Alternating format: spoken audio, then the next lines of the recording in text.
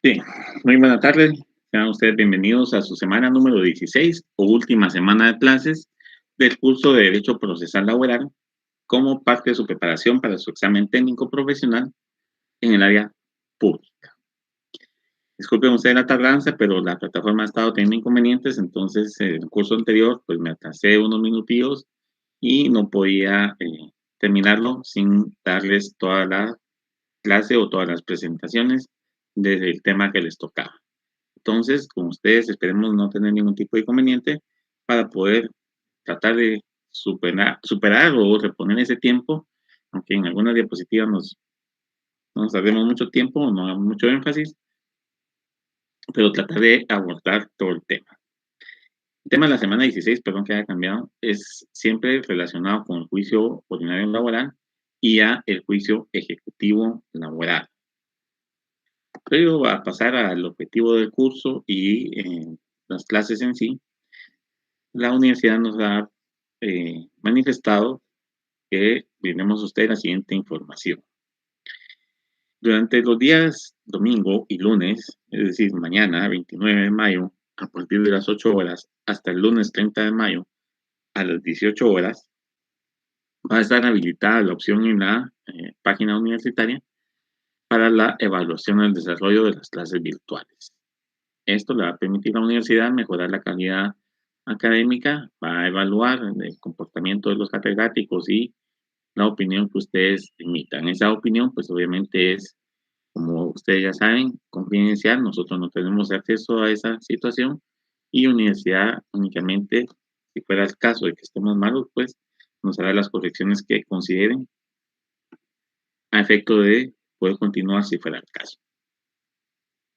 Entonces, para quien desee manifestar su opinión, su calificación, está disponible esa situación. Las respuestas obviamente no podrán afectar, como les dije, su calificación porque nosotros no tenemos acceso a ellas, ni tampoco la unidad que realiza las evaluaciones que ustedes resuelven en línea. Como objetivo entonces de la clase número 16 sobre la última semana de clase, pretendo dar por finalizado el tema del juicio ordinario laboral y hablar acerca del proceso o procedimiento ya ejecutivo o la ejecución de esa sentencia en lo laboral. Espero haber cumplido con las metas de los programas del curso.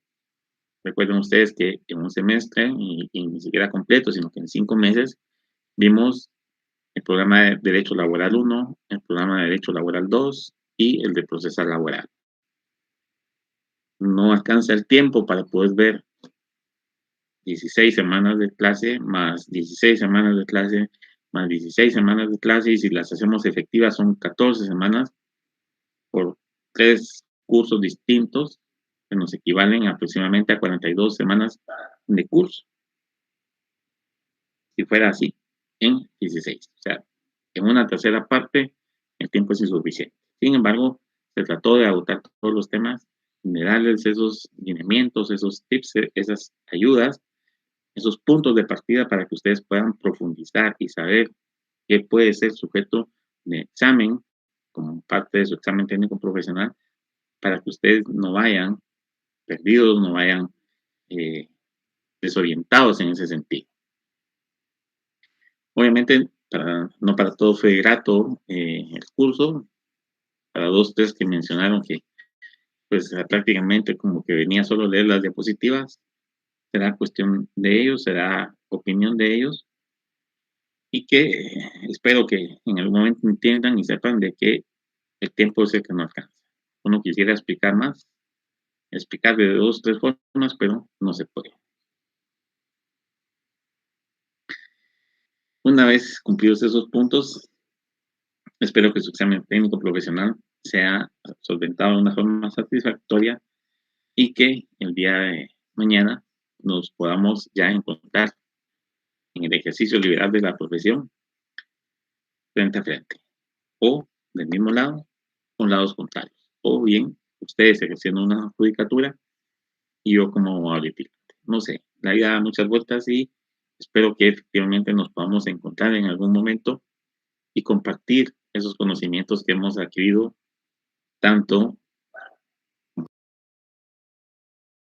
estudiantes como ya abogados profesionales. Continuando con los temas que iniciamos la semana pasada en cuanto a las fases en el juicio ordinario laboral, nos tocaba entonces hablar un poco de la diligencia de prueba de confesión judicial.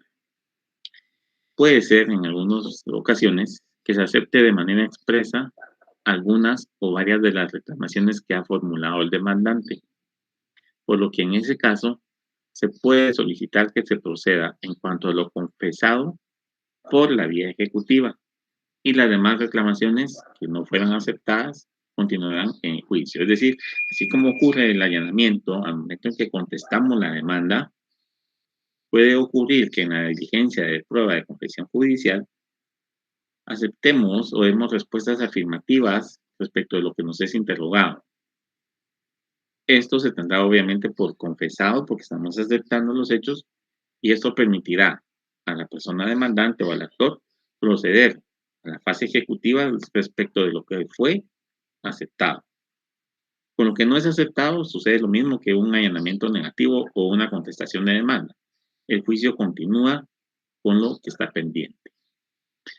Puede ocurrir también que en determinados casos se haga constar la presencia de alguna persona, quien deberá de ser identificada plenamente y esta no necesariamente comparece en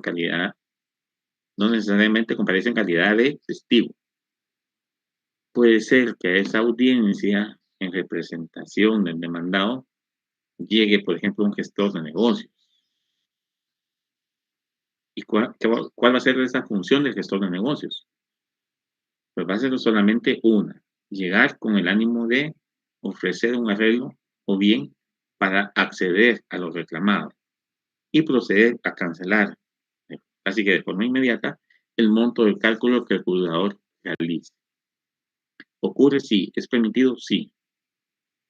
Durante el tiempo que yo ejercí en los órganos jurisdiccionales, específicamente en juzgado de trabajo, había ocasiones en que las empresas no llegaban o los demandados no llegaban y mandaban a alguien. Tenían su nombramiento así en una carta sencilla que lo facultaba para que actuara como gestor de negocios y lo representara en ese proceso, toda vez que aceptaba lo que se estaba reclamando en la demanda y tendría por válido el cálculo que haría el juzgado.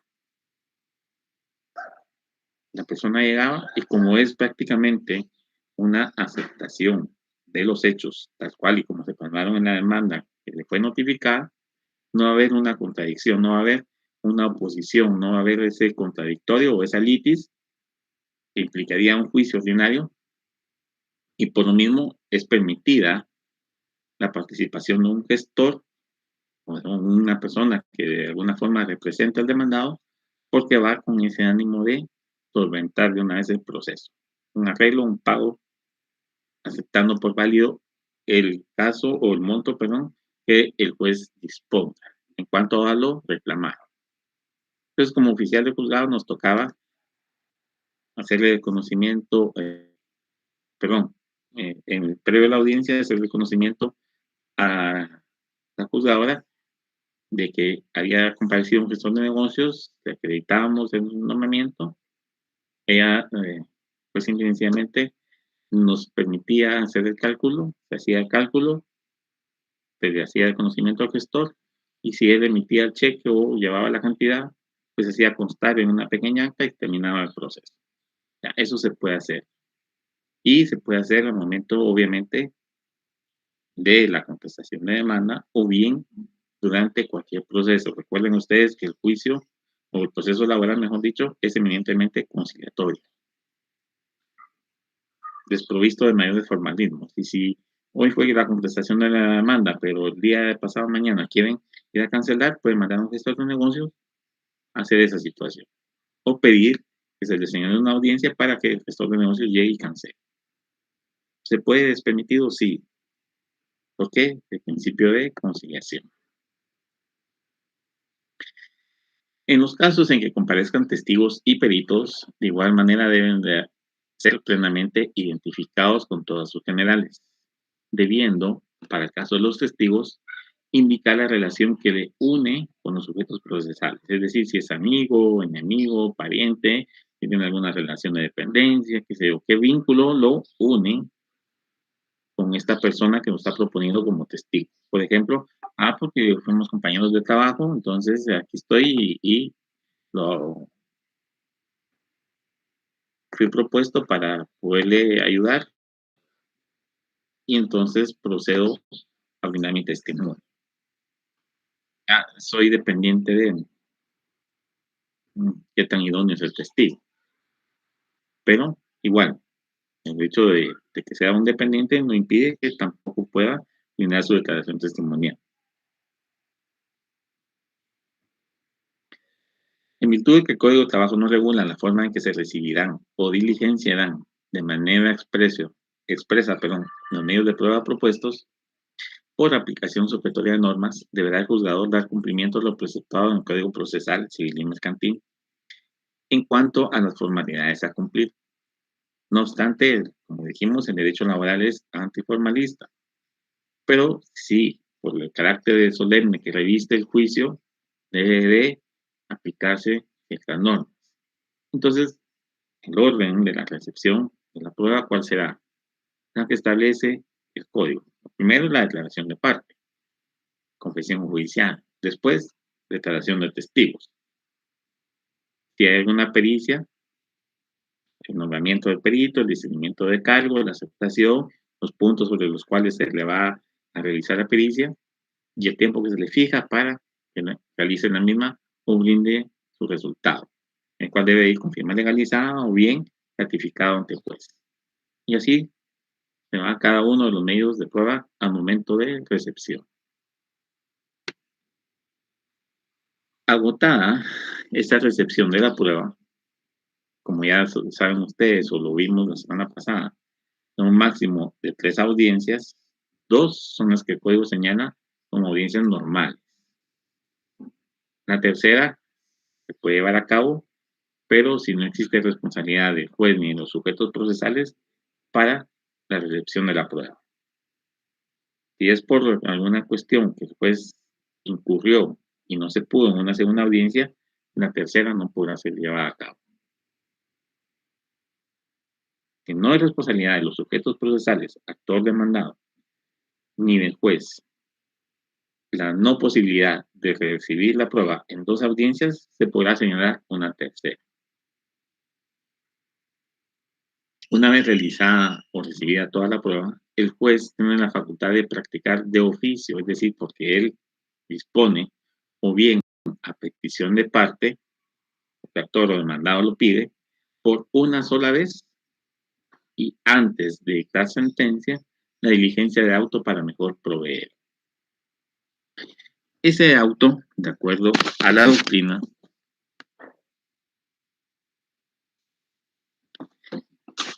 es un tipo de resolución judicial especial intermedia, pues se emite en la etapa providencial o de diligenciamiento de un proceso y antes de la sentencia o de que el juez dicte sentencia.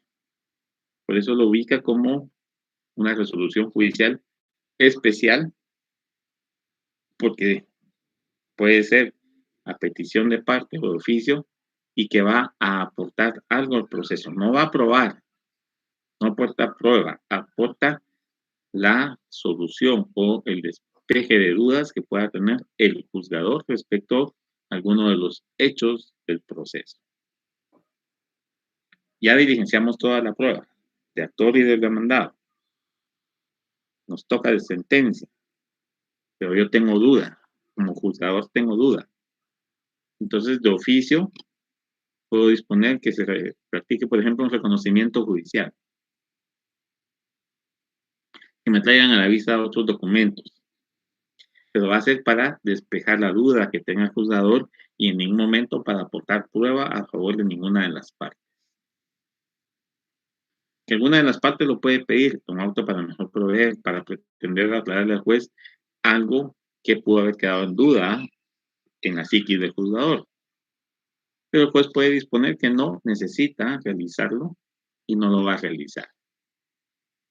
Por eso se establece, tiene la facultad, es discrecional del juez, no ocurre en todos los casos, y aunque le sea pedido, si el juez ya no tiene ningún tipo de duda, no está obligado a practicarlo, porque ya tiene clara la situación de los hechos controvertidos durante el proceso.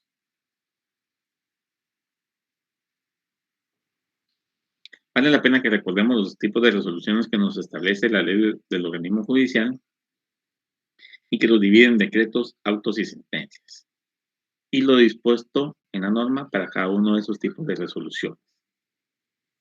Recordarán ustedes entonces darle lectura a los artículos 141, 142 y 143 de dicha ley para establecer los tipos de resoluciones que resuelve cada una y los plazos que existen para autos y sentencias, a menos que la ley no establezca un plazo distinto. En la ley solo dice, el juez dictará sentencia y no lo hace. En aplicación supletoria de ley, nos vamos a la ley del organismo judicial, artículo 143, si no estoy mal, el plazo para dictar sentencia una vez agotada la fase de recepción o diligenciamiento de prueba. Si la ley específica le dice dictará sentencia en 3 días, en 5 días, en 10 días, pues el plazo de la ley de organismo judicial no opera. Un auto para mejor proveer es aquella resolución entonces en la cual, sin perjuicio del derecho de los litigantes, dicta un juez para determinar hasta la resolución definitiva lo que procede a ejecutar. Es decir, en ese auto va a decir el juez por qué lo está dictando y qué es lo que va a realizar con ese auto.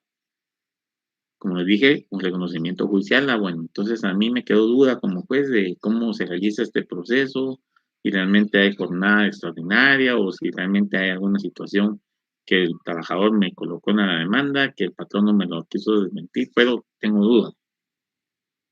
Voy y verifico, porque un reconocimiento implica la presencia del juez en un lugar o de una persona o de un objeto para tener despejada esa duda. Y por eso establece, para determinar hasta la resolución definitiva que procede a ejecutar. Es decir, ¿qué voy a hacer yo como juez para despejarme esa duda? Dicho en otras palabras, entonces es una resolución que faculta al juez el realizar actos por disposición propia o por petición de las partes, que regularmente pueden consistir en traer a su conocimiento algún tipo de prueba, documentos, conocimientos o incluso actuaciones de otro proceso, teniendo como finalidad ilustrarse de mejor manera, no para aportarle prueba a favor de alguna de las partes, no, es para ilustración del juez y que tenga un mejor juicio de valor previo a dictar o emitir su resolución final, que sería una sentencia. Si es un ordinario laboral, obviamente si es un incidente post-mortem, por ejemplo, va a ser un auto, pero ese se tendrá que ajustar trámite de un incidente. Aquí estamos viendo precisamente el juicio ordinario laboral. Entonces, en un juicio ordinario laboral común, y existe por parte del juez la posibilidad de un auto para mejor proveer, ilustrarse de mejor manera, despejar sus dudas y que esto le sirva para dictar una sentencia. No aporta prueba, como les dije, no puede el juez decir, bueno, como el actor le faltó esta prueba, yo puedo ir, hago este reconocimiento y con base en ese reconocimiento dicto a favor de él, aunque el trabajador no le asista la razón. No. La idea es despejar esa duda del juez, ilustrarlo de mejor manera respecto de los hechos controvertidos en ese proceso. De conformidad con el Código de Trabajo, esta diligencia se practica con el objeto de aclarar situaciones dudosas y en ningún caso servirá para aportar prueba para alguna o ambas partes. Algunos profesionales del derecho, colegas y jueces, creen que esta es una audiencia más para diligenciar prueba. E incluso a veces las partes cuando piden, porque recuerden que también esa petición de parte que se puede hacer, ofrecen prueba o cuestiones nuevas de prueba que no fueron ofrecidas oportunamente.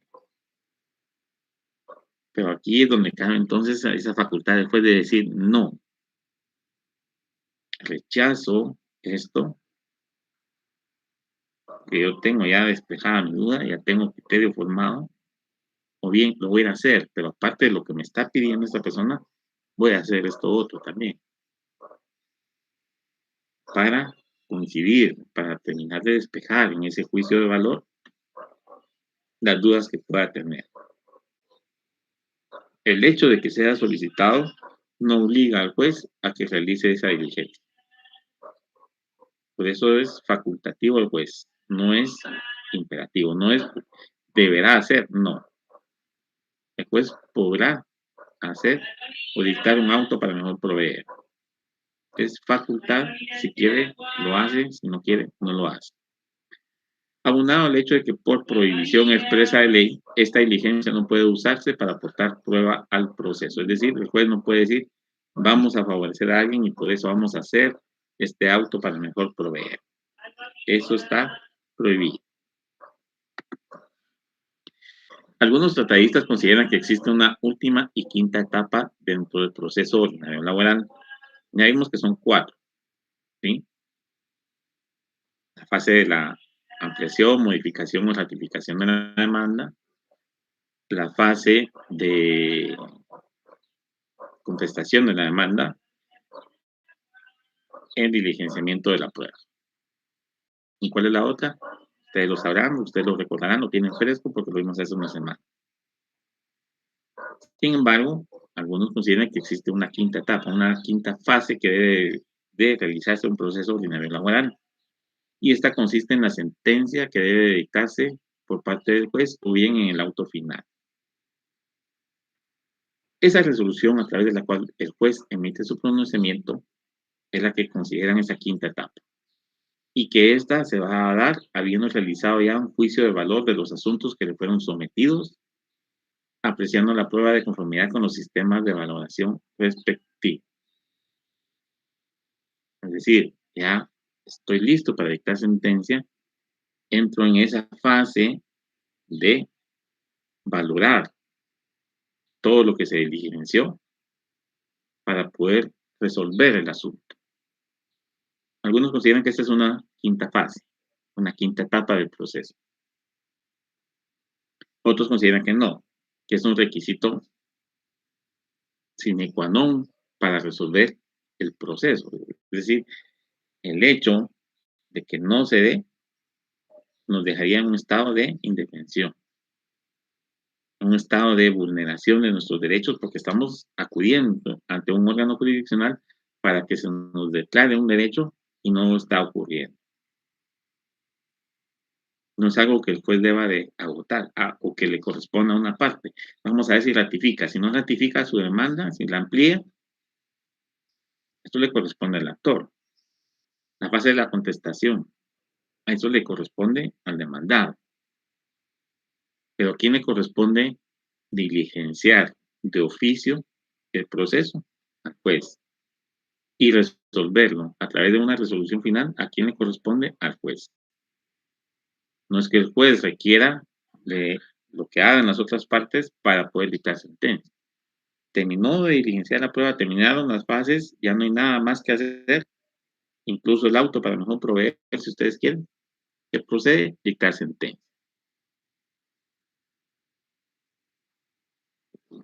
Y esta es una función exclusiva de los jueces. Y va a ocurrir siempre después de haber diligenciado la recepción de toda la prueba. Si no se diligencia toda la prueba, salvo casos contados que ya vimos que 2 audiencias y la tercera no se lleva a cabo por alguna cuestión que no es causal del juez o de las partes, y aún así no se diligenció en una tercera toda la prueba, agotamos igual esa fase, no podemos estar postergando.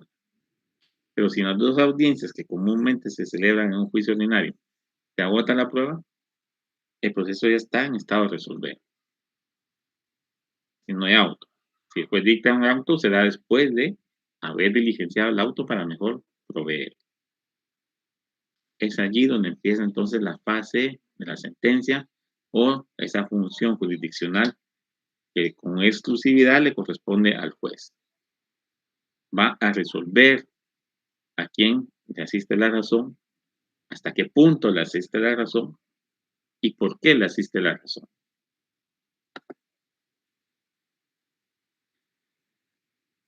La sentencia en los juicios ordinarios puede ser, como ustedes recordarán, por confesión ficta, es decir, aquella en que no hubo una contestación, no hubo ese contradictorio, que si no recordamos mal se dicta en 48 horas, o bien aquella contenciosa, la cual se genera por haber sido contestada la demanda en sentido negativo, por haberse opuesto a la pretensión del actor,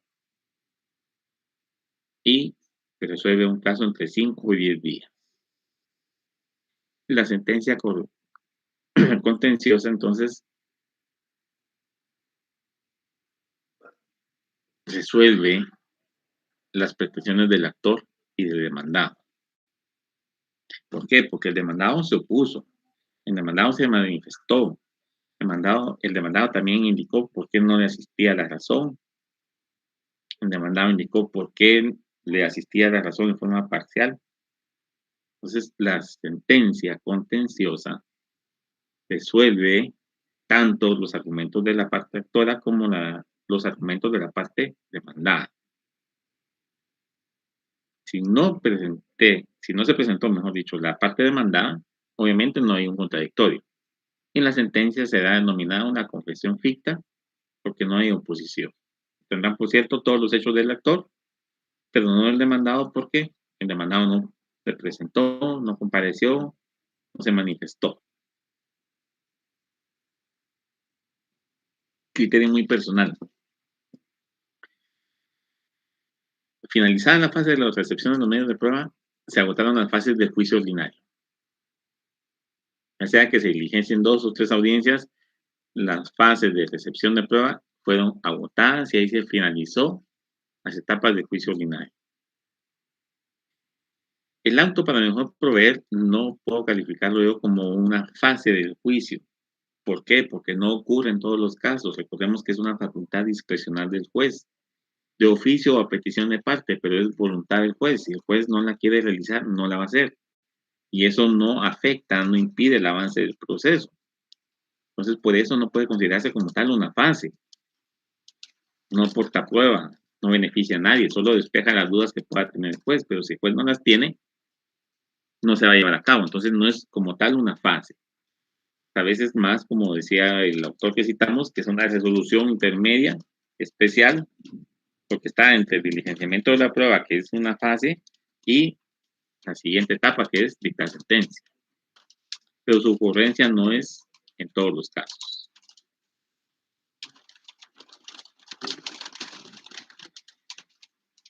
Veamos entonces la sentencia. Derivado de las circunstancias del proceso, existen 2 tipos de sentencia dentro del juicio ordinario laboral que pueden ser dictadas por el juez. La sentencia ficta, ya vimos, la sentencia contenciosa. La ficta es la que se dicta contra el litigante, regularmente denominado demandado, que ha mostrado su reticencia, es decir, aquella negatividad de comparecer a un proceso, no obstante ha sido notificado oportunamente y cumplido con los requisitos de esa notificación, pero no comparece, no se presenta. Esta falta de oposición es lo que hace denominar las sentencias fictas o de confesión. ¿Por qué? Porque al callar, como quien dice, establece que los hechos de la demanda pueden ser ciertos y que por eso no se va a oponer. Está confesando que eso es cierto. ¿Y cómo lo confiesa? A través de no presentar. Fue legalmente citado, me dio el plazo de 3 días por lo menos entre citación y audiencia, no compareció, no justificó su inexistencia, ¿qué procede? Sentencia, no hubo oposición.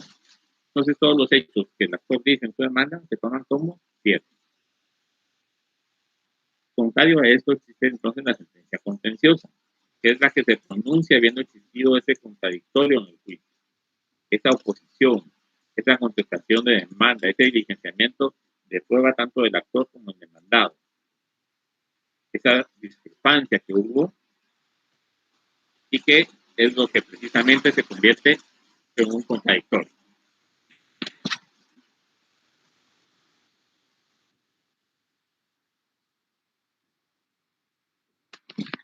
Perdón ustedes, pero se oscureció bastante, encendí la luz y ahorita que la lluvia no nos permite escuchar mejor. Es por eso que se llama contenciosa esa sentencia, porque existió ese pleito, esa lucha. Disculpen ustedes que insista, pero ya los quiero ver en un juicio cuando se les trae las carretas. Ah, decir usted, ah, el licenciado decía que esto, ya lo mencionaba mucho. Ah, sí, es esta cosa. Sé que el proceso laboral no muchos les gusta, muchos pretenden no dedicarse a lo laboral, pero a veces llegan los casos muy bonitos, o que realmente lloran una injusticia, y que uno dice, bueno, vamos a tratar de llevar, vamos a apoyar a esta persona. La sentencia está establecida en el artículo 358 del Código del Trabajo.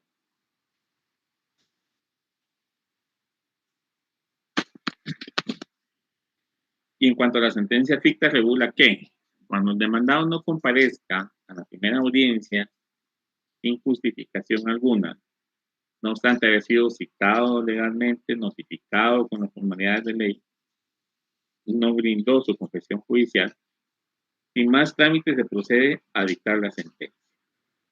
Para ello, el juez contará con un plazo de 48 horas siguientes al de la última audiencia de recepción de pruebas. Es decir, debemos de agotar como juzgador la recepción de los medios de prueba o de la prueba. Si hay testigos, escucharlos en esa audiencia. ¿Sí? Si hay peritaje ordenado, hacer la pericia con el informe, vamos a dictar la sentencia. Es decir, la prueba se diligencia toda y es 48 horas después de diligenciar la última prueba, que se procede a dictar sentencia. Si no hay testigos, si solo son documentos, si yo solo ofrecí el contrato de trabajo que tenían que presentar el demandado, los libros de salarios, de planillas, los cuentos de LIC, el reglamento interior de trabajo y todo lo demás, y que todo le correspondía presentarlo al patrono, que yo no tenía nada de esos documentos a mi disposición, ¿qué va a pasar? No hay prueba que diligenciar, no se recepciona la prueba, ¿por qué? Porque esta está en poder del patrono y el patrono no la presentó. Y al no presentarse, se tiene por cierto lo que estoy diciendo en esa demanda. Entonces, se pasa, se agotan las fases en esta pequeña audiencia que hay y ¿por qué se agotan? Para verificar que efectivamente hubo una ratificación de demanda, que no hubo una oposición o contestación porque no llegó el actor, que se diligenció en medio de prueba y que no hubo excepciones, que es la otra fase. Para alguien se le había olvidado, después de la contestación está la fase de las excepciones.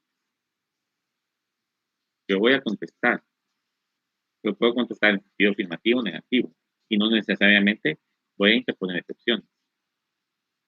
Después de la contestación, bueno, habrán excepciones dilatorias, perentorias, se resuelven allí, se resuelven en sentencia, resolvemos unas ahorita en esta audiencia, resolvemos otras después.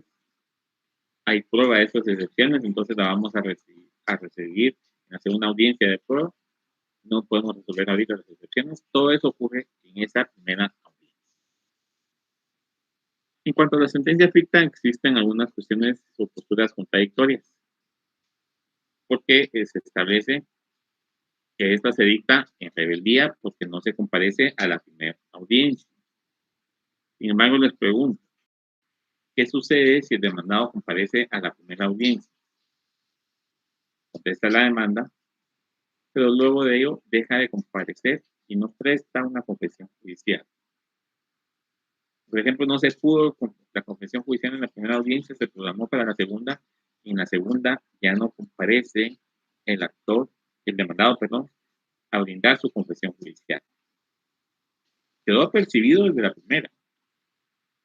Fue percibido cuando se notificó al momento de notificar a la demanda que si no prestaba se tendría por confeso al momento de dictar sentencia. ¿Ocurre una sentencia ficta en ese sentido? ¿Será que se podemos decir que es una sentencia de rebeldía o es una sentencia en contradictorio?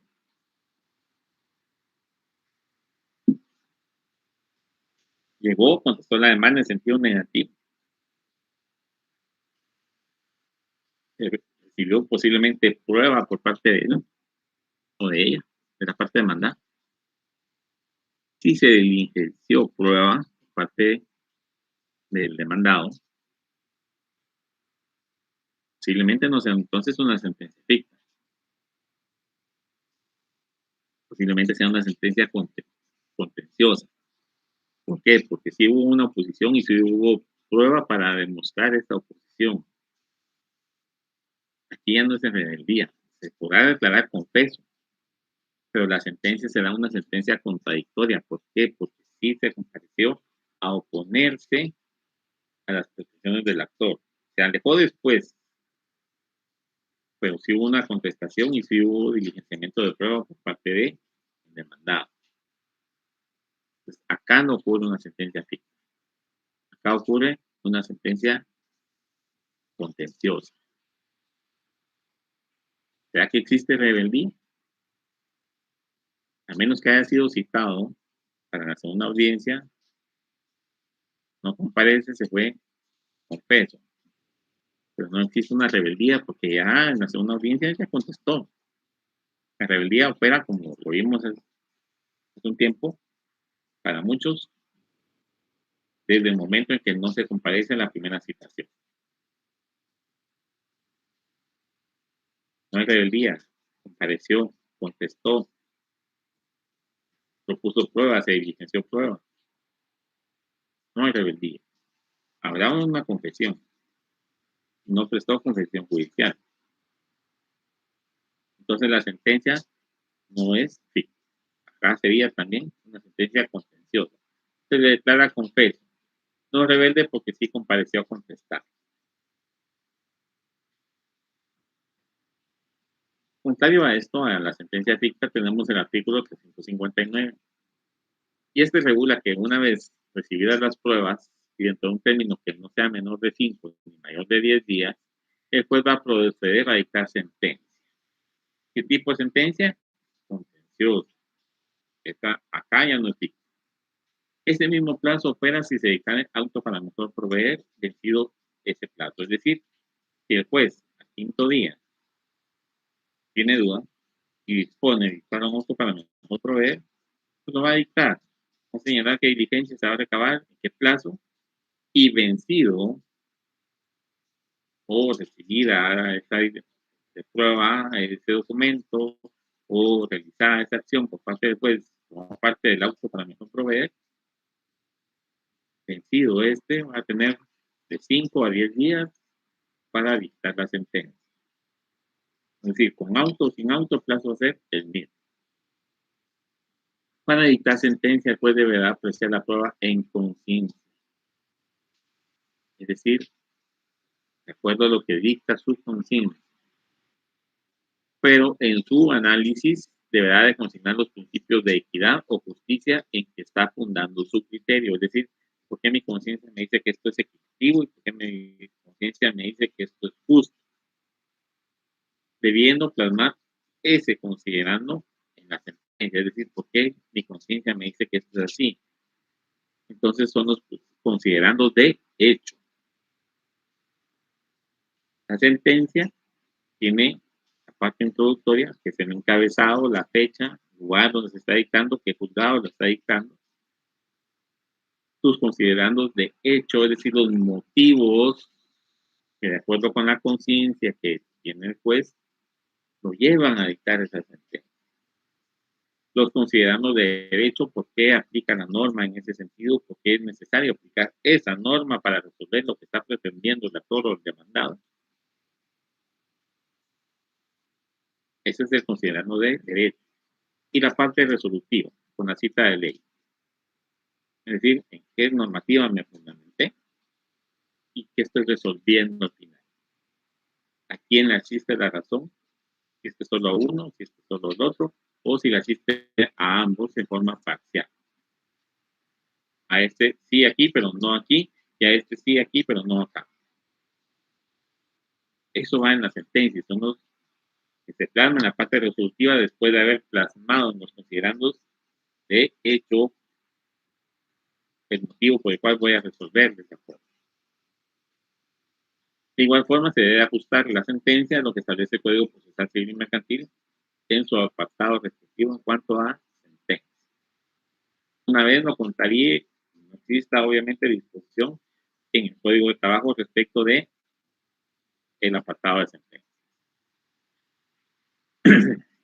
Una vez se haya dictado esa sentencia y se haya notificado, se habilita o se abre la puerta para la presentación de recursos. Esta presentación de recursos la encontramos regulada a partir del artículo 365 del Código, debiendo de observarse para cada uno de ellos el plazo dispuesto para poder presentar. Si se vence dicho plazo y no presentamos el recurso en tiempo, el recurso, aunque cumpla con todos los requisitos menos en cuanto al plazo, no va a ser admitido. Son 3 días, pero yo lo presenté el cuarto día, fácilmente lo puede rechazar el juzgador porque no se admitió. Estaba fuera de tiempo. Entonces es importante que tomemos en cuenta el plazo para la presentación de recursos. Agotado este plazo, dejamos a nuestro cliente en un estado de posiblemente indefensión o alguna situación similar porque no tiene ya posibilidad de oponerse a la sentencia. Si fuera una apelación la que presentamos y esta no fue admitida, no obstante cumplir con los requisitos y estar en el plazo señalado en ley, puede plantearse lo que se denomina el ocurso de hecho, el cual se promueve ante la sala de la Corte de Apelaciones que le corresponde al juzgado de trabajo ante el cual estamos litigando para que ésta resuelva lo pertinente, es decir, si se debe de admitir o no se debe de admitir ese recurso de apelación.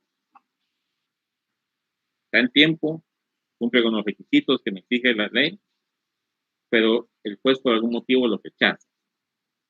Tengo esa facultad de ir de la sala jurisdiccional, la sala que es el tribunal de mayor jerarquía ante este juzgado, para que decirle, miren señores magistrados, el juez no admite recurso, el juez me dijo que no, está en tiempo, la sentencia me notificaron tal día, estoy dentro de los 3 días, cumplo con todos los requisitos y existe ese rechazo. El primer recurso que encontramos nosotros es ese ocurso de hecho por la negativa de recibir la apelación, de admitirla para tanto. Eso en cuanto a recursos que podemos interponer nosotros en la sala. Contra la sentencia, obviamente, vamos a plantear el recurso de apelación. Estamos hablando que nos fue rechazado y podemos presentar algunos recursos más como lo vamos a ver.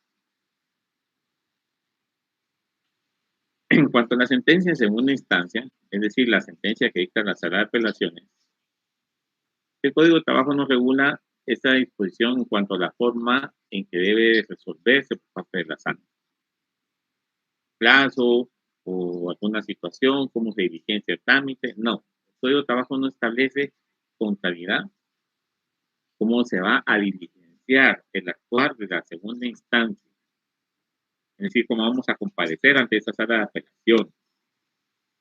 Para efecto, entonces, partiendo del 326 Código de Trabajo, nos remitimos al Código Procesal Civil y Mercantil y, porque el Código tiene esa ausencia evidente de disposición en cuanto al actuar de la sala de apelaciones de un ramo laboral, se aplica supletoriamente lo que dispone el Código Procesal Civil y Mercantil en ese sentido. Y básicamente lo siguiente.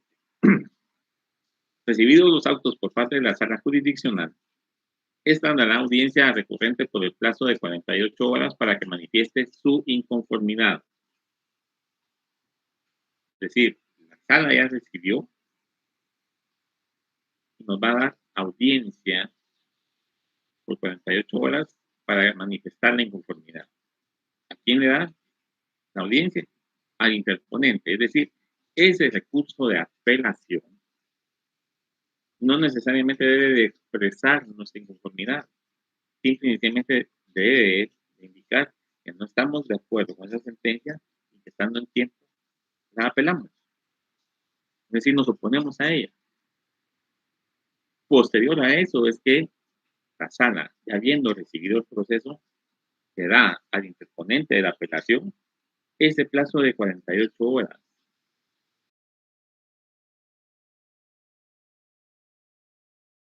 para que manifieste la inconformidad que motivó el recurso de apelación.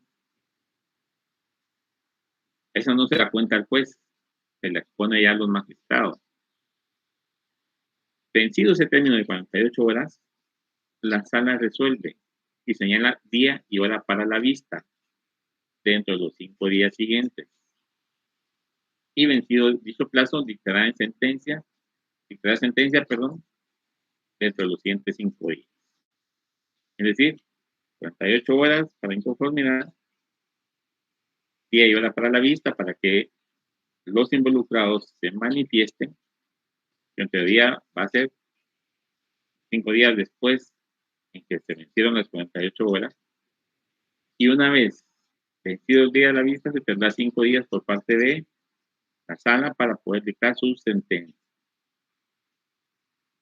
Pero, ¿qué sucede si alguna de las partes ofrece prueba para sustentar su recurso o su oposición?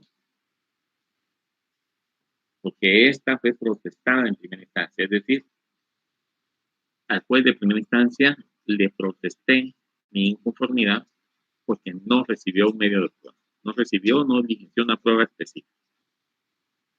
Y la propuse para que se resuelva o se diligencie, mejor dicho, en la sala. Si fue protestado oportunamente, el juez va a convocar a las partes para una audiencia de recepción de prueba de un plazo de 10 días. Es decir, 48 horas, manifiesta su inconformidad, existe prueba, ¿sí? En donde señalamos esos 10 días, después de la vista o antes de la vista. ¿Quién comparece a la vista? A la vista comparecen ambas partes, tanto el apelante como el no apela. ¿Para qué? Para expresar por qué como apelante me asiste la razón o por qué como no apelante me asiste la razón. ¿Pero en qué momento diligenciamos esas pruebas? ¿Será que se puede diligenciar antes? ¿Por qué la va a diligenciar? Los magistrados, perdón, la van a diligenciar después de que nos escucharon en cuanto a nuestro argumento.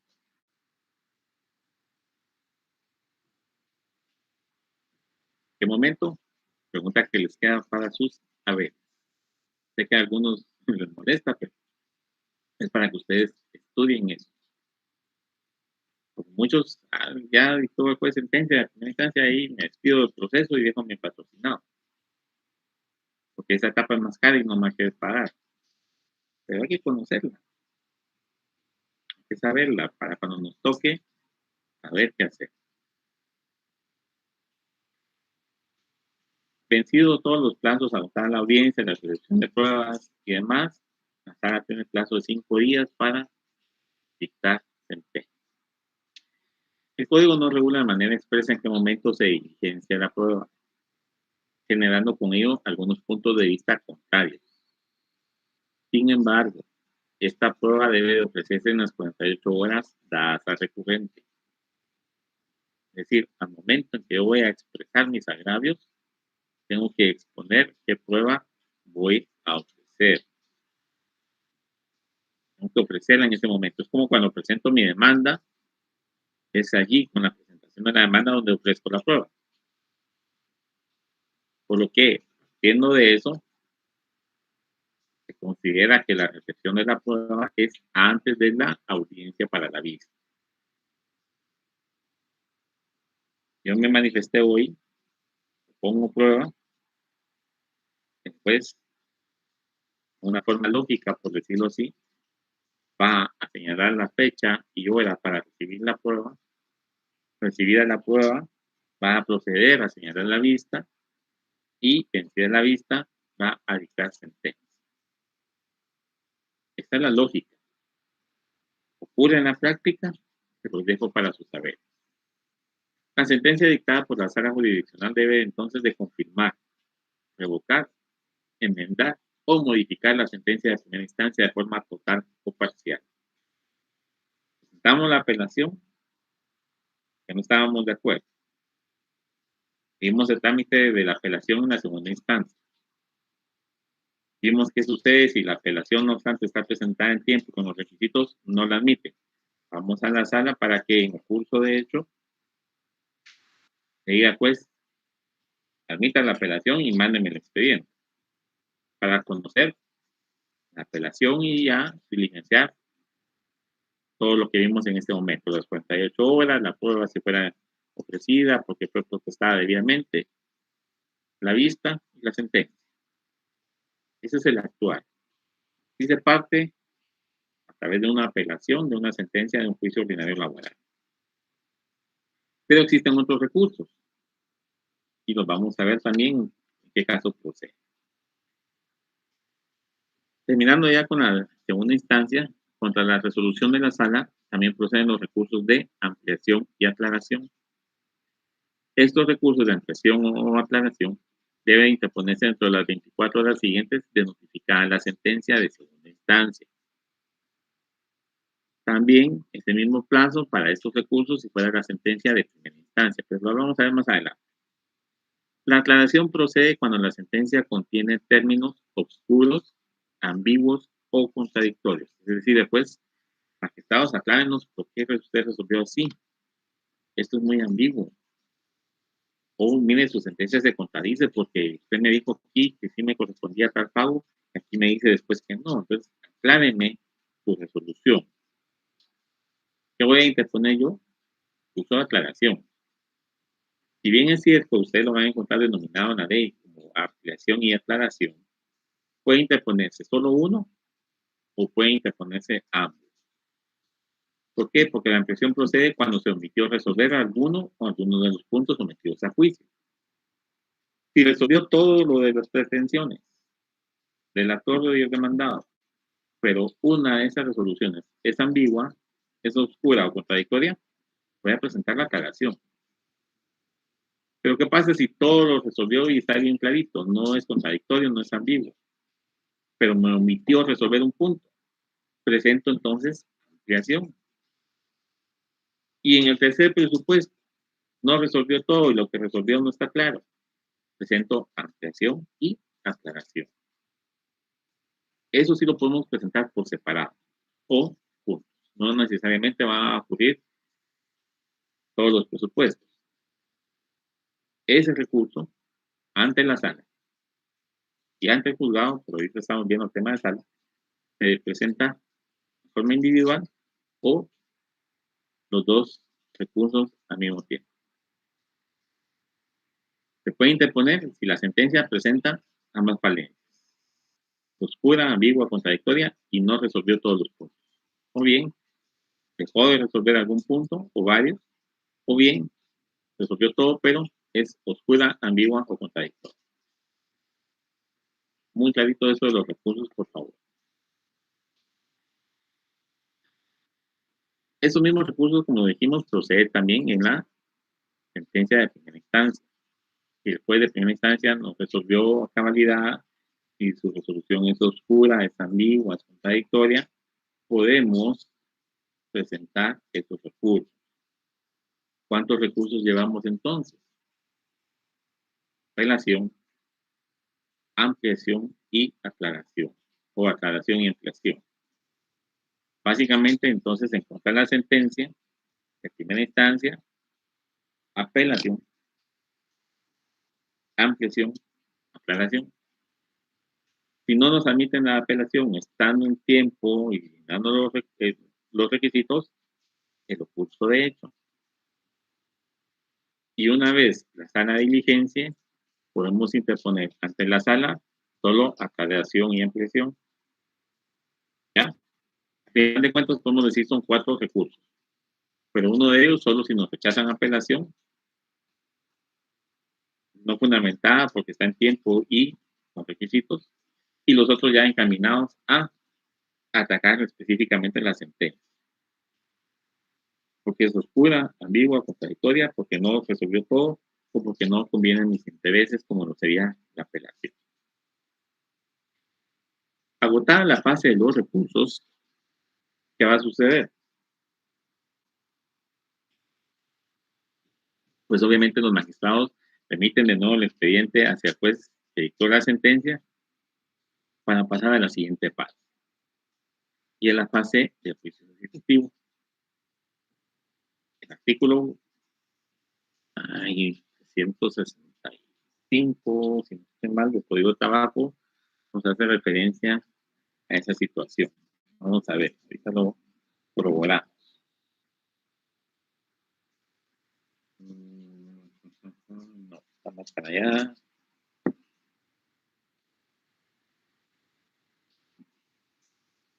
El 425 es. Debe ejecutar la sentencia después que la dictó en primera instancia. Es decir, el proceso o juicio ejecutivo de una sentencia de trabajo está a cargo del mismo juez que dictó la sentencia. No le corresponde a un órgano jurisdiccional distinto. Contrario a lo que pasa, por ejemplo, en los procesos civiles. Yo obtuve una sentencia, un juicio ordinario, puedo promover la ejecución ante el mismo juez que me dictó esa sentencia o irme ante otro. Acá no.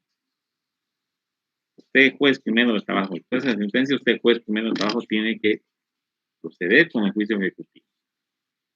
¿Pero qué es el juicio ejecutivo? Según lo que establece el tratadista Manuel Osorio, consiste en aquel juicio que sin dilucidar el fondo del asunto, o sea, no resuelve el fondo porque ya está resuelto, pretende la efectividad de un título con fuerza ejecutoria. Hacer efectivo el cumplimiento de esa sentencia, porque la sentencia, por disposición de ley, es título ejecutivo. ¿Qué se necesita? Obligar al ejecutado al cumplimiento forzoso de esa situación, de esa disposición o de esa sentencia derivada de un juicio de conocimiento que ya resolvió el fondo del asunto. Yo no puedo iniciar un juicio ejecutivo si no tengo resuelto el fondo de un asunto anterior. De acuerdo con Cabanelas, el juicio ejecutivo es la fase de ejecución de una condena de un juicio ordinario. Se trata de hacer efectivo lo que consta en un título al cual la ley da la misma fuerza que a una ejecutoria. Es decir, este documento es un título que tiene fuerza ejecutoria. ¿Por qué? Porque así lo establece la ley. La ley me dice qué documentos, o regula, porque la ley no habla, la ley regula qué documentos van a ser título ejecutivo. Y la sentencia pasada en autoridad de cosa juzgada, es decir, una sentencia firme, puede y es un título ejecutivo. Ambos autores, ustedes lo ven, coinciden en que el título o documento que se pretende hacer valer por disposición expresa de la ley tiene ese carácter. Si la ley no me dice, no me regula qué documentos son títulos ejecutivos, yo no puedo utilizar ese documento para pretender la ejecución o el cumplimiento forzoso de una obligación. La ley los tiene que regular expresamente.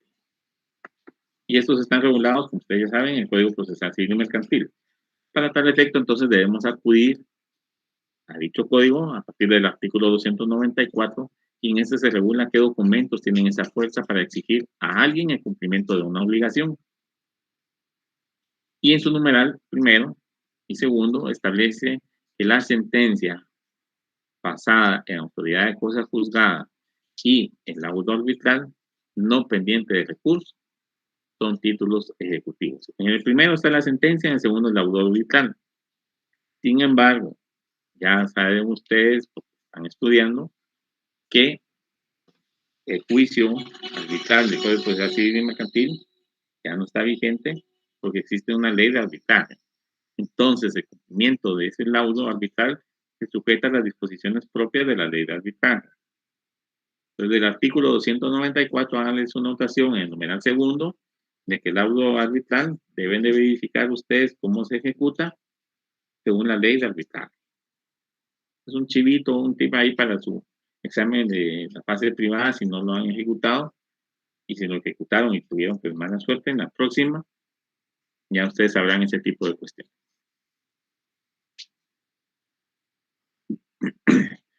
En el caso del proceso laboral, de conformidad con el artículo 425, debe ejecutar la sentencia, entonces, como dijimos, el juez que la dictó.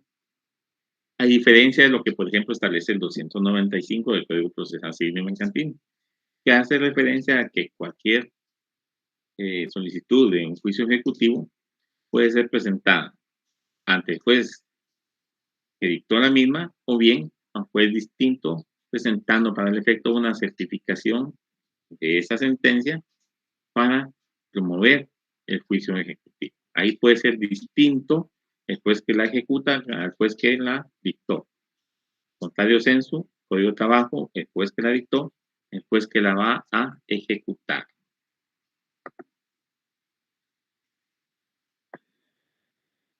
De conformidad con la doctrina, la sentencia debe ser ejecutable, es decir, debe tener ciertos elementos para que podamos exigir su cumplimiento, para poder exigir esa aplicación de los procedimientos de ejecución que están establecidos en ley. La doctrina nos dice que debe tener ciertos requisitos esa sentencia para poder ser ejecutable. ¿Sí? ¿Y por qué vamos a ejecutarla? Porque quien fue vencido, quien fue obligado en virtud de esa sentencia, no ha cumplido con su obligación. Para el efecto, entonces, debe de plasmarse, o debe de cumplirse, mejor dicho, con esos requisitos como lo son. Uno, debe estar firme, es decir, que ya no exista recurso pendiente ni notificación de los recursos para que la sentencia ya esté firme.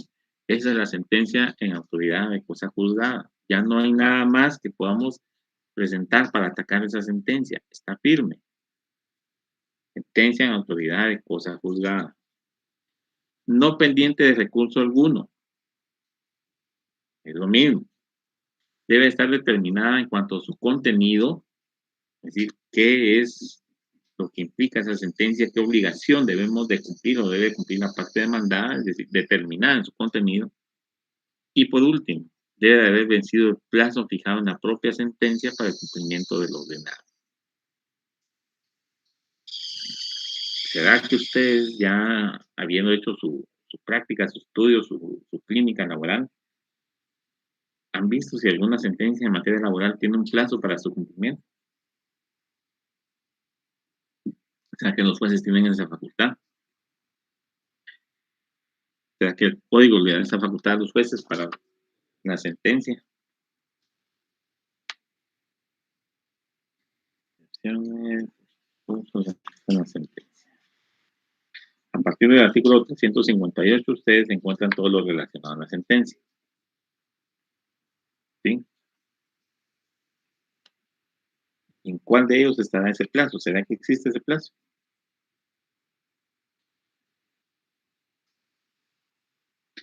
Artículo 364, veamos, que puede ser un poco más específico.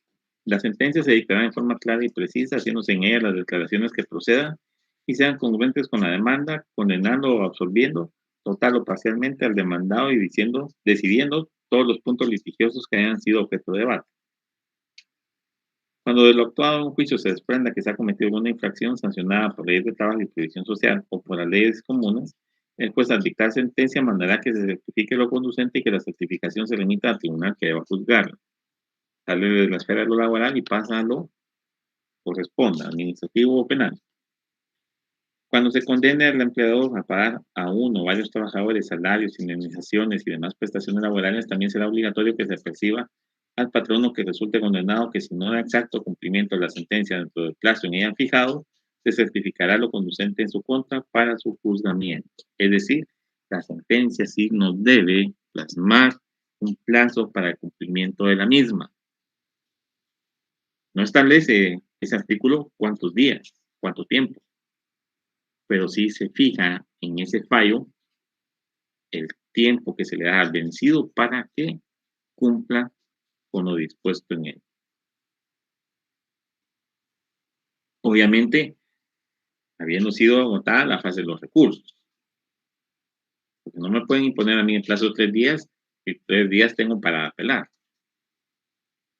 No, Es agotada la fase de los recursos. Es estando o ese plazo empieza a contar a partir de que se convierte en autoridad de cosa juzgada. La sentencia está firme. Y si para eso el juez me dejó 8 días, una vez se resuelva el último recurso y se notifique, yo tengo 8 días para cumplir. Si no, se inicia la fase de ejecución de la sentencia. Así es como se opera. Algunos tratadistas para algunos tratadistas existe otro tipo de sentencia a este respecto, como lo es la sentencia de remate. Esta se traduce como la venta forzada de bienes embargados, en caso el obligado no cumpla en el extremo con el contenido del fallo. La legislación guatemalteca, de alguna forma, nos establece la existencia de ambos tipos de sentencia. ¿Por qué? Porque para ejecutar a alguien necesitamos de una resolución de juez, pero no es una sentencia como tal, porque ya fue condenado. En esa resolución se va a establecer la ejecutoria, es decir, vamos a obligar a que cumpla con lo que fue ordenado en la sentencia. Esa no es una sentencia como tal, pero sí tiene esa característica de igual forma, imponer una obligación. Y vamos a ver el momento en que esto ocurre. La etapa de ejecución la encontramos regulada a partir del 425 del Código del Trabajo. Una vez recibido el expediente de la sala de apelaciones, estando firme la sentencia por no haberse por no tenerse la existencia de ningún recurso pendiente, o bien causó firmeza porque no se presentó ningún recurso, el juez que dicta la sentencia procede, dentro del plazo de 3 días, a practicar la liquidación. La liquidación de la sentencia es el procedimiento en virtud del cual se determina la suma líquida derivada de una sentencia y que ordena el cumplimiento de determinada obligación no líquida. ¿Sí? Para hacer líquida una sentencia, es decir, a cuánto corresponde cada una de las prestaciones que debemos de cancelar, el juez tiene que hacer la liquidación, hacer ese cálculo y la sumatoria para ver el monto final de lo que debemos de cancelar. Entonces, la liquidación que va a tener, por ejemplo, por pago del periodo vacacional del año 2018, tal fecha, tanto. Por pago de la bonificación anual del periodo correspondiente tal fecha, 2018, tanto.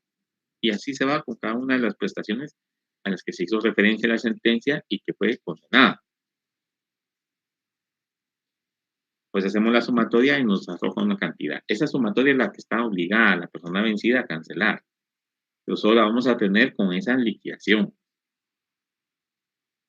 Hasta allí vamos a saber cuál es el monto de lo que estamos obligados a pagar. Esto implica entonces que la liquidación contiene el monto a cancelar como obligación impuesta en la sentencia por cada uno de los rubros a los que fuimos condenados.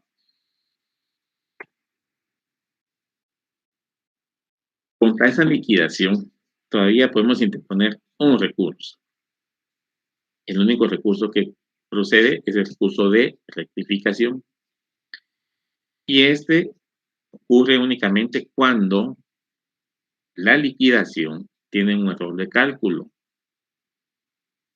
Por ejemplo, fuimos condenados a pagar la bonificación anual del año 2018 y al momento en que fracciona la liquidación nos condena al año 2018 y 2019. Obviamente existe un error de cálculo. Nos están colocando cantidad mayor a lo que se fue condenado en la sentencia. Entonces, ¿qué procede? Que pues rectifique, es decir, enmiende su error. Y para eso vamos a tener el plazo de 24 horas de notificada esa liquidación para poder comparecer con ese recurso de rectificación y decirle al juez, mire, usted tiene error de cálculo en este monto, en este rubro, porque nos está obligando a pagar un periodo más o nos está obligando a pagar una cantidad exagerada cuando lo que corresponde es esto.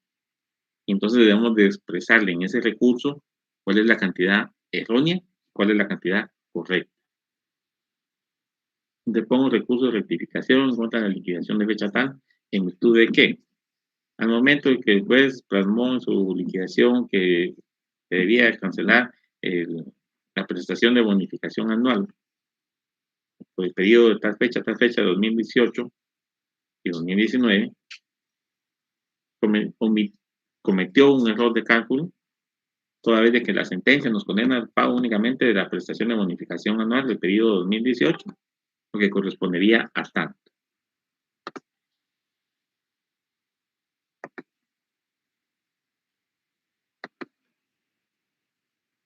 Eso es lo que hay que saber en ese recurso de rectificación, ese error.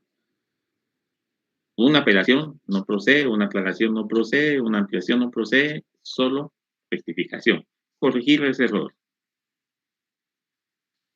Realizada esa liquidación, si se encuentra firme o resuelto el recurso de rectificación, rechazado o no rechazado, es decir, declarado con lugar o sin lugar, si no hacemos efectivo el pago del monto de esa liquidación, el juez librará mandamiento de ejecución para requerirle de forma personal al obligado el monto de lo establecido en esa liquidación. Aquí es donde se supone ocurre esa sentencia ejecutoria, ¿sí? De alguna manera coexiste en nuestra legislación porque es un mandamiento de ejecución. Aquí ejecuta, aquí manda a ejecutar, aquí impone una obligación. ¿Y qué es esa obligación? Pagar esa cantidad al momento que se presente el notificador a requerirle el pago. De alguna manera la ven como una sentencia. No resuelve un fondo, deja de ser sentencia, pero sí impone una obligación o el cumplimiento de una obligación que ya fue decidida e impuesta en otra. Entonces, es una especie de resolución que podrá tener el efecto de una sentencia, pero no es sentencia. En dicho mandamiento se establecerá que en caso no sea efectivo el pago, se procederá al embargo de bienes suficientes que garanticen el pago de la suma adeudada, pudiendo designar a una persona como depositario de esos bienes previo a continuar con lo que establece este proceso de ejecución. Es decir, para resguardo, para evitar que se destruyan, que se alteren, que sean trasladados, que se desaparezcan, que se dañen. Para evitar ese daño sobre los bienes embargados, se puede nombrar a un depositario.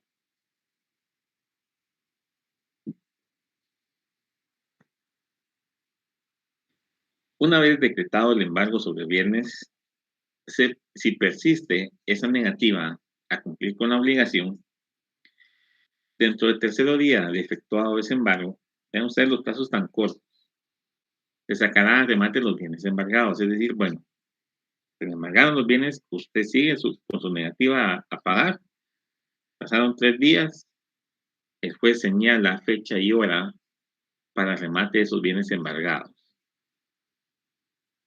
Señalando esa fecha y hora dentro de los 10 días siguientes a esa resolución. El día viernes se vencieron los 3 días, el día lunes, el juez ya puede disponer, sacar a remate los bienes embargados, señalando la fecha para remate dentro de los 10 días siguientes al día lunes. Para efecto de remate se estará lo dispuesto en el Código Procesal Civil y Mercantil en cuanto a la forma de llevarlo a cabo. Ustedes ven el Código Procesal Civil y Mercantil, van a encontrar la figura del pregonero. ¿Y qué es el pregonero? El pregonero es un personal administrativo del juzgado que en la puerta del juzgado se para y dicta la resolución de remate.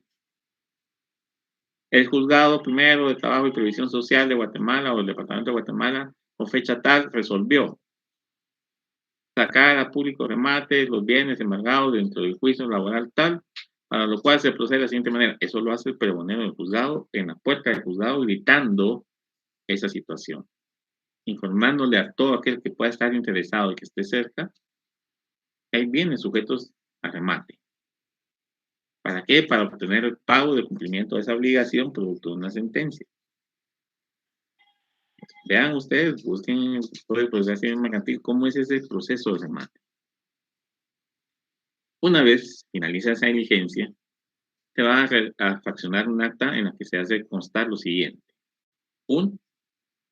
si hubo oferentes y a quién se le otorgó o le otorgaron los bienes rematados. Hubo postores sobre esos bienes. O bien, si estos bienes, no obstante remate, no hubo ningún postor y se le van a adjudicar a la persona del actor, a la persona que venció en el proceso. Si otorgado el remate, ya sea a un postor que haya participado o al actor del proceso inicial, si fueran bienes muebles, se ordenará, perdón, a que los tenga en su poder la entrega inmediata de esos bienes a la persona que se ordena su adjudicación, el actor o el postor. Y obviamente es un postor, el postor tiene que cubrir el monto de los reclamados y el 10% de costos. Es decir, yo como postor no voy a ir solo a decir yo quiero, no, yo quiero, pero aquí tengo el capital, o en tanto tiempo puedo yo traer el capital para pagar y que me adjudiquen esos bienes y pagarle yo al actor, como quien dice, pero a cambio de los bienes que le fueron despojados al demandado, producto de un embargo por la negativa y el incumplimiento de la obligación impuesta en sentencia que ya debe estar firme para poder ejecutar. Fácil el proceso, en el proceso ejecutivo acá es bien fácil. Si los bienes rematados fueren inmuebles o muebles sujetos a registro, se le fijará el plazo de 5 días al obligado para que otorgue la escritura traslativa de dominio, bajo un procedimiento de hacerlo el juzgador en rebeldía. Inmuebles o muebles sujetos a registro. Una aeronave, por ejemplo, ¿está sujeta a registro? Sí, la aeronave está sujeta a un registro. En el registro general de la propiedad existe un libro para el registro de bienes o de aeronaves, helicópteros, avionetas y demás. Los yates sí están sujetos a registro. Los carros están sujetos a registro. No hay que registrarlos porque son bienes muebles sujetos a registro por disposición de ley. Código Civil creo que los menciona. Hay que hacer escritura traslativa de dominio, donde el vencido le traslada al vencedor la propiedad o el dominio de esos bienes. Se le fija 5 días para que lo pueda hacer. No lo hace, después lo hace bajo procedimiento de hacerlo en rebeldía. Si la ejecución se promueve basada en un título ejecutivo, el proceso dará inicio desde el momento de mandamiento o requerimiento. ¿Y cuál es un título ejecutivo? El acta que se fraccionó cuando hubo un allanamiento parcial en la contestación de la demanda, hubo un allanamiento parcial, o en la confesión hubo un allanamiento parcial. El proceso sigue con lo que no fue allanado y lo allanado da paso a iniciar la fase ejecutiva. ¿Y en qué momento la vamos a iniciar? Al momento del mandamiento. Aquí no se necesita una liquidación. ¿Por qué? Porque ya está cierta y determinada esa cantidad. Porque yo la acepté. Si yo fuera el vencido, si yo fuera el que me allano, perdón, acepto que le debo el pago de bonificación anual, bonificación incentivo, y eso, aceptado ya, habilita para que en título ejecutivo de una vez me requieran de pago. No hay necesidad de hacer liquidación. Pasa de una vez al mandamiento o requerimiento de pago. Efectuada esta última fase procesal, es donde finaliza el juicio ordinario laboral en todas y cada una de sus incidencias, desde la presentación de la demanda hasta el cumplimiento efectivo de esa obligación, pasando por la contestación, la ratificación, perdón, o modificación, la contestación, las excepciones, la prueba, los recursos, la liquidación, el mandamiento de ejecución, la escritura declarativa de dominio, si fuera el caso, el remate, todo lo que hemos visto. Ese es el proceso ordinario laboral. Fácil, práctico, tiene algunas cuestiones no muy claras en su articulado que nos hacen remitirnos a autoridad civil mercantil y aún así nos quedan algunas dudas, pero si tienen esas dudas, jóvenes, antes de su examen final, por favor, un correo, yo con gusto trataré de resolverlas lo más certero posible para que ustedes puedan solventar de buena manera su examen privado ya en el área pública. Hasta acá entonces la clase el día de hoy. Espero no haberlos aburrido, que haya sido un tema de interés, cualquier duda, cualquier situación con relación a este tema, pues un correíto y con gusto los vamos a tratar de solventar esas inquietudes. Como siempre, las preguntas de estudio, de refuerzo de estudio, no son las de su examen final, esas son totalmente distintas y su examen, pues ya dependerá del calendario de exámenes que la universidad les haga llegar o ya les hizo llegar, pero ya ustedes sabrán que su examen final tiene preguntas o cuestionario totalmente distinto a estos que se presentan en cada clase.